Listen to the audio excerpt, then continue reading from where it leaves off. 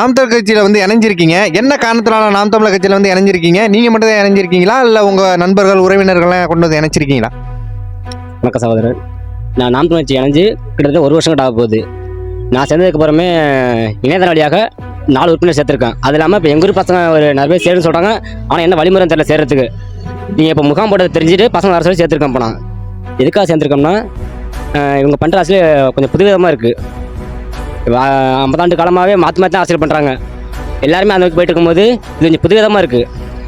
ஆனால் இளைஞர்கள் அதிகமாக வரது வாய்ப்பு இருக்குது. நானும் கண்டிப்பாக சேர்த்து வரேன் எல்லாருமே. இப்போ இவ்வளோ கட்சிகள் இருக்குல்ல, தமிழ்நாட்டில் நிறைய அரசியல் கட்சிகள் இருக்குது. திமுக, அதிமுகன்னு நிறைய கட்சிகள் இருக்குது, ஜாதிய கட்சிகள்லாம் இருக்குது. அந்த கட்சிகள்லாம் போய் இணைக்காமல் எதுக்கு நாம் தமிழர் கட்சியை தேர்ந்தெடுத்து வந்து இணைஞ்சிருக்கீங்க? வருங்கால இந்தியா இளைஞர்கள் எல்லாம் சொல்லியிருக்காங்க. அப்படி இருக்கும்போது நம்ம சரியான பதிலை தேர்ந்தெடுத்தாகணும். அதுக்காக நாம் தான் சேர்ந்துருக்கிறோம். சீமான் வந்து சிஎம் ஆகிட்டா தமிழ்நாடு எந்த அளவுக்கு வந்து மேம்பட்டு போகும்னு நினைக்கிறீங்க? ஒரு 40 வருஷம் முன்னாடி காமராஜர் ஐயா இருந்த மாதிரி இருக்கும். அதேமாதிரி திரும்ப ஒரு மாற்றம் ஏற்படும். கண்டிப்பாக தமிழ்நாடு திரும்பி பார்க்கும். ஏன்னா இப்போவே நிறைய பேர் யோசிக்க ஆரம்பிச்சிட்டாங்க. மிக குறுகிய காலத்தில் இப்போ தமிழ்நாட்டில் 2 பெரும் கட்சிகள் இருக்குது. அந்த கட்சிகளில் குறிப்பிட்ட கொண்டு வந்தாச்சு நம்ம வந்து. அப்படி இருக்கும்போது பெரும் மாற்றம் அடையும் அரசியல் நம்ம தமிழ்நாட்டுக்கே பெரும் மாற்றம் அடையும். கண்டிப்பாக இந்த பயணம் தொடரும் முடியாது. கண்டிப்பாக இன்னும் இணைஞ்சிக்கிட்டே தான் இருப்போம். கூட்டம்னா நிறைய சேர்ந்துட்டு தான் இருப்போம்.